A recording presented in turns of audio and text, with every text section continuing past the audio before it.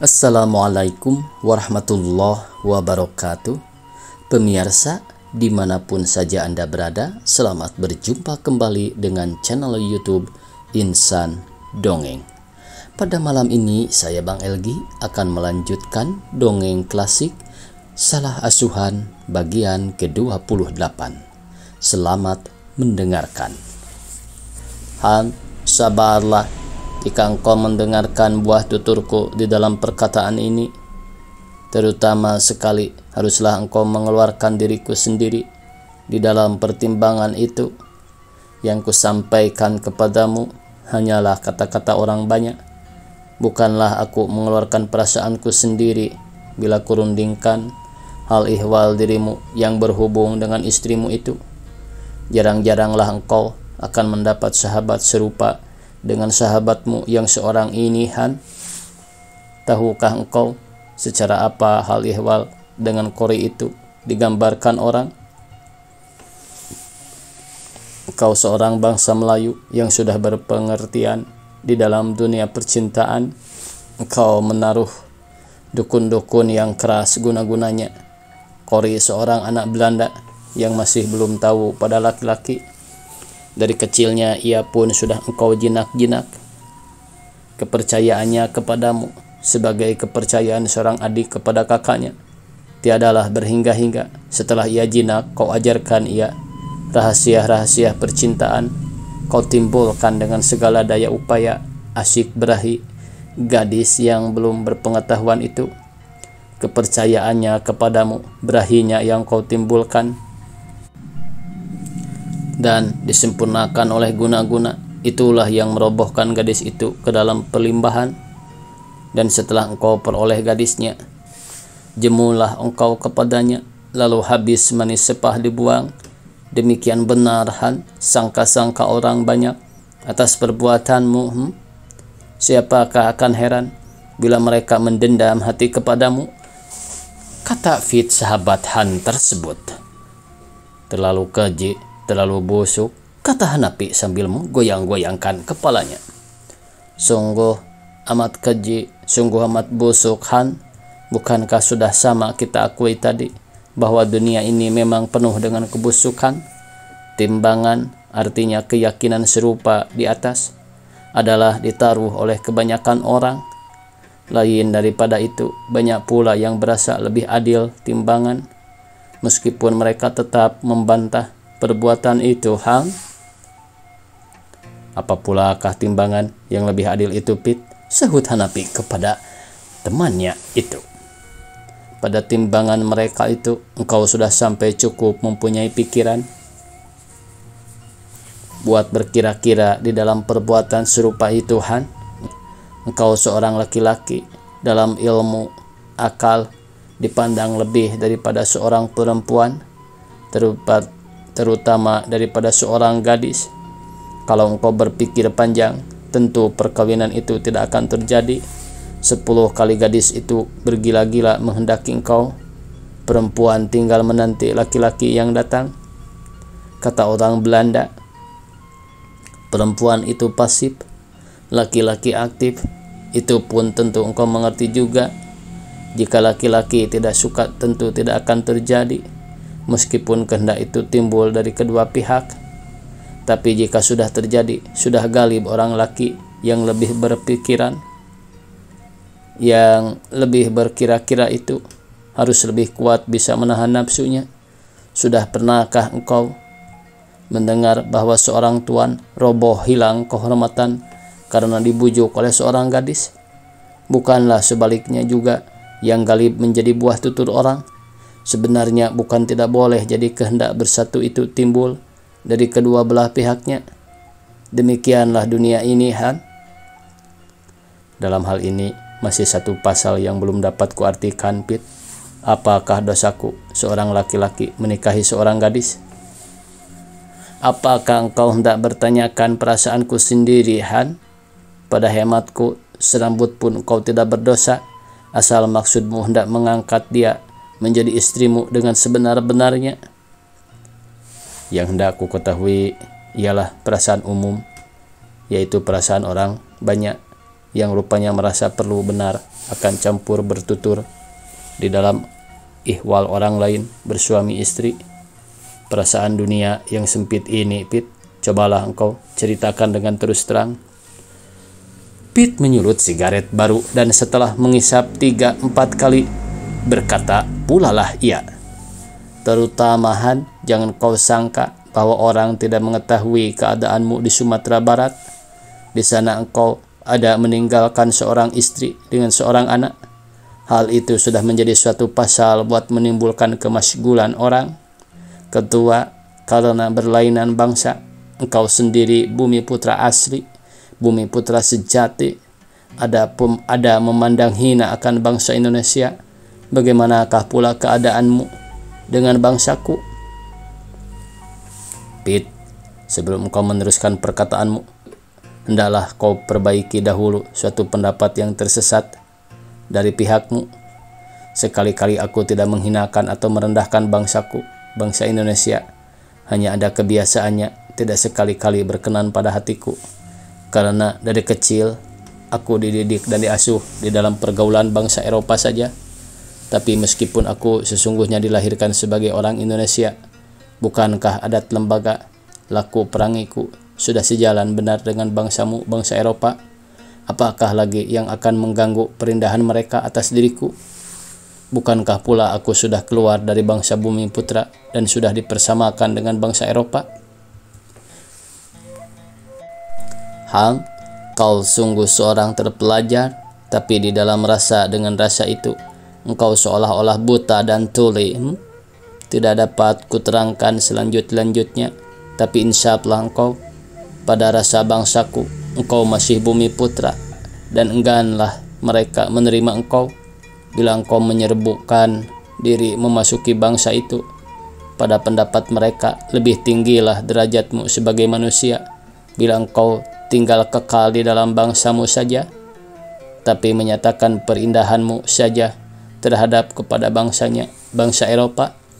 Jika engkau melakukan sedemikian, niscaya kehormatannya kepadamu akan lebih besar dipandangnya dirimu sebagai seorang bumi putra yang sopan dan terpelajar. Tapi secara yang engkau lakukan sekarang, sekali-kali tiadalah disukainya. Itulah semua rasa dan perasaan itu tidak dapat dikemudikan walau oleh yang mengandung perasaan itu sekalipun. Hanapi duduk termenung mendengarkan sahabatnya bertutur, maka berkatalah ia, "Sekarang aku ingin mendengar perasaanmu sendiri. Benar engkau netral, Pit, tapi apakah perasaanmu?" Pit meleguk beberapa kali seolah-olah susahlah ia hendak berkata-kata. "Jika engkau hendak mengetahui juga akan perasaanku, Han, baiklah kuceritakan. Aku pun turut menyalahi, tapi bukan karena kebangsaan. Oh, aku sekali-kali tidak mementingkan hal kebangsaanku itu, melainkan karena kasihan kepada engkau berdua. Yang hendak kuceritakan hal perkawinan engkau, bukanlah hal perceraianmu. Bangsaku, demikian juga bangsamu sendiri, sekali-kali tidak menerima perkawinan serupa itu. Dan oleh karena engkau berdua memaksa melakukannya juga dengan tidak mengindahkan perasaan orang lain, maka mereka menunjukkan kemasgulannya, Han, dengan menyisihkan engkau dari pergaulannya. Di kantor engkau sangat disukai oleh kawan-kawanmu, tapi sementara itu seorang pun tak ada yang datang berkunjungan ke tempat kediamanmu. Itulah tandanya bahwa engkau disisih. Aku tidak akan menyalahi engkau atau Kori dalam hal perceraianmu itu, karena aku tak tahu hal ihwal suami istri di dalam rumah tanggamu. Tapi hal engkau bercerai itu telah kupandang sebagai suatu perkara yang mesti akan terjadi, karena cinta dua suami istri itu mudah benar terganggu. Apabila keadaan rumah tangga sudah mulai menjadi kusut, engkau berdua di sisi orang. Dalam pada itu tak ada pula di antara engkau kedua yang kuat memerangi nafsu. Jadi bencana-bencana yang menimpa rumah tanggamu itu sudah mengecilkan hatimu berdua, memecah keamanan di dalam hidup bergaul suami istri, dan merusakkan keteguhan hatimu berdua. segala kemasgulan kepada orang lain karena masing-masing tak kuasa memerangi nafsu sudah ditumpahkan kepada suami atau istri sendiri. Dengan hal yang demikian, lama-kelamaan akan habislah segala manisnya di dalam hidup pergaulan, diganti oleh pahit pahangnya saja. Cintamu kedua belah pihak berangsur-angsur kurang, perkara yang sejengkal menjadi sehasta, sehasta menjadi sedepa, kian hari kian dalamlah jurang membatasi kedua suami istri. Sejurus lamanya Pit berhenti berkata-kata sambil menilik-nilik cara bagaimanakah Hanapi menerima buah tuturnya itu, oleh karena sahabatnya tepekur saja mendengarkan, maka ia pun menyambung tuturnya. Sekarang engkau bercerai dengan Kori, kata yang sangat benci kepadamu, kau usir dia keluar rumahmu. Kebencian dan dendam hati mereka kepadamu makin bertambahan, terutama dari pihak kaum perempuan juga. Engkau lebih maklum akan peribahasa bangsamu sendiri. Laki-laki semalu, perempuan serasan. Nah, kaum perempuan seperasaan memandang engkau sebagai seorang laki-laki yang kejam, yang telah mengorbankan 2 orang istri guna memuaskan hawa nafsumu, Han. Jadi kenapa engkau heran bila nyonyaku turut terbawa-bawa pula oleh yang banyak? Di sini kau tidak ditolaknya berterus terang karena kehendakmu masih diindahkannya. Tapi jika ia kurang-kurang sapa kepadamu, janganlah engkau bertanya-tanya lagi apa dosamu terhadap kepada nyonyaku itu. Sementara itu, Han, rasanya kuasalah aku mendamaikan engkau dengan seluruh alam, kecuali dengan nyonyaku sendiri. Setelah tuan rumah mengunci tutur katanya, maka Hanapi menjabat tangannya sambil berkata, terima kasih, Pit. Benarlah engkau sahabat yang boleh diharap buat tempat bertanyakan jalan lurus. Hampir serupa itu pula ibuku berkata-kata kepadaku sebelum aku kawin dengan Kori. Tapi di dalam kegelapan cinta, tiadalah nampak olehku jalan yang lurus yang ditunjukkan ibuku itu. Tambahan lagi, dahulu ku pandang ibuku sebagai orang kampung yang bodoh saja. Jadi insaflah engkau sekarang akan segala kesalahanmu, Han, sahut Pit temannya Hanapi itu. Insaf benar, Pit, insaf benar.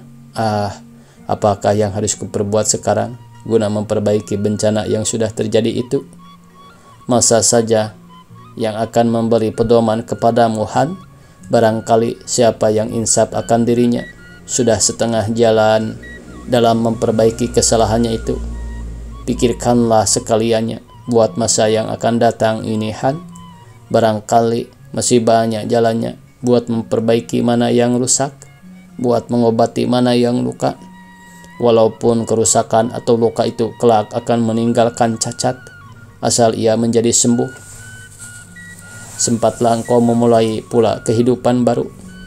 Jika hati belum aman, kehidupan pun tidak akan teratur. Sia-sialah hidup serupa itu, Han.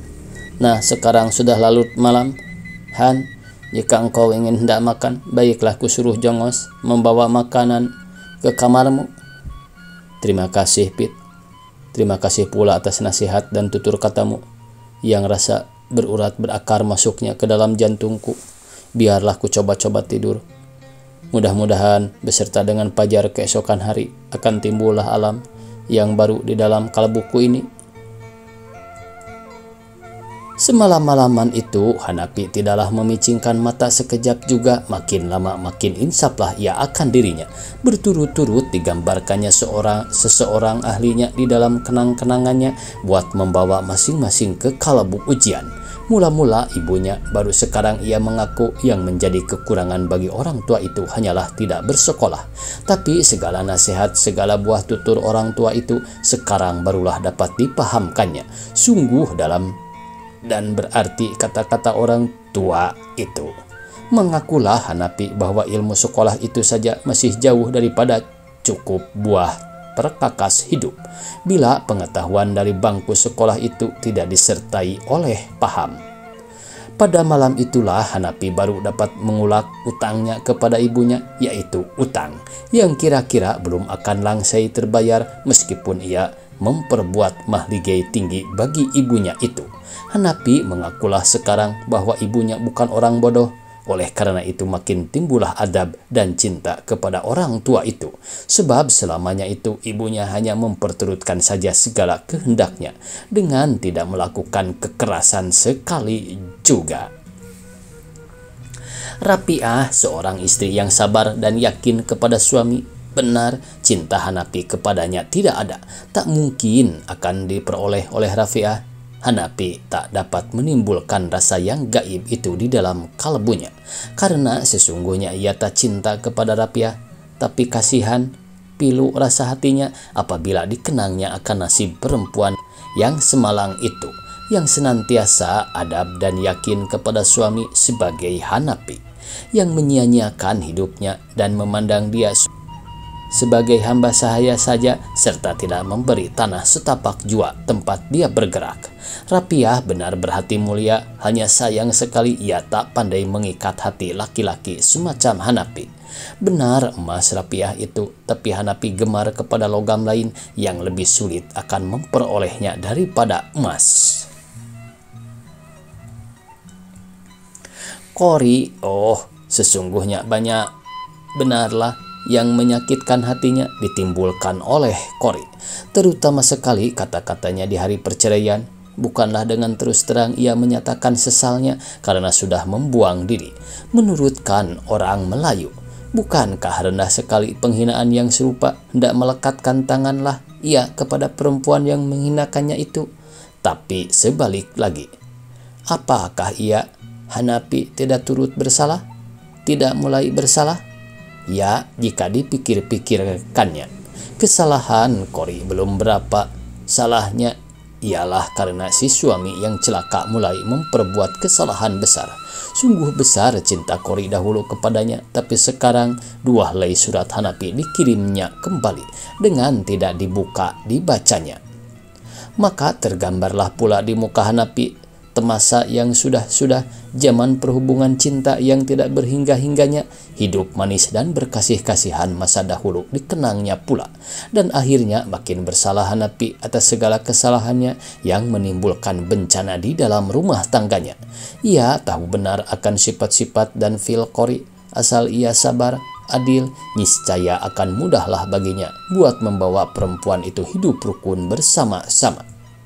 Salahnya selama ini ialah karena ia sudah mengasuh Kori dengan kekerasan, dan acap kali benar ia berlaku tidak adil kepada istrinya.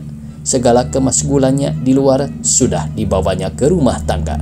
Istri yang tidak bersalah berkali-kali menjadi korban daripada kekusutan hati suaminya. Benar, hidupnya yang disisih orang, perkawinannya tidak disukai orang, penghinaan yang dideritanya setiap hari dari kata-kata sindiran yang keluar dari segala pihak. Segala perkara itu sudah meracun hatinya, sudah menyempitkan alamnya. Tapi acap kali benar ia lupa bahwa istrinya tak akan kurang pula menanggung azab yang serupa itu. Dan bukanlah ia menghiburkan hati perempuan itu, melainkan ditambahnya ajab istrinya dengan kerut kening dan kata-kata tajam setiap hari. Sungguh urat-urat sarafnya sudah tergoyang, peranginya sudah serupa dengan orang gila. Tapi meskipun demikian, asal ia tahu dan suka memelihara hati istrinya yang sama-sama diracun dengan hatinya, niscaya keadaannya dengan Kori tidak akan sampai serupa ini. Tahulah Hanapi sekarang, Rapiah intan yang belum digosok. Sayang ia tak pandai menggosoknya hingga barang yang berharga itu dibuang-buang, disangkanya tidak berharga. Kori berlian yang sudah digosok harganya tidak ternilai-nilai, tapi si suami yang celaka tak pandai memakainya, dan nyahlah harta itu dari kandungannya.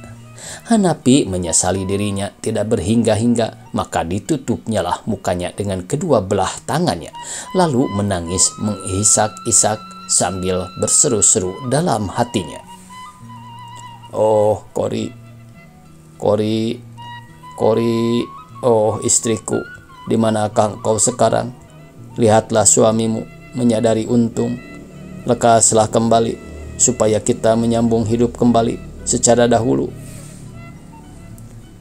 Lama benar ia menangis, tak hilang-hilang wajah Kori dari pemandangannya. Cintanya memang belum putus kepada Kori, karena cinta itu ialah cinta yang mula-mula, yang sudah dikandung semasa masih berseluar pendek ke sekolah rendah. Bersambung. Billahi taufiq wal hidayah. Wassalamualaikum warahmatullahi wabarakatuh.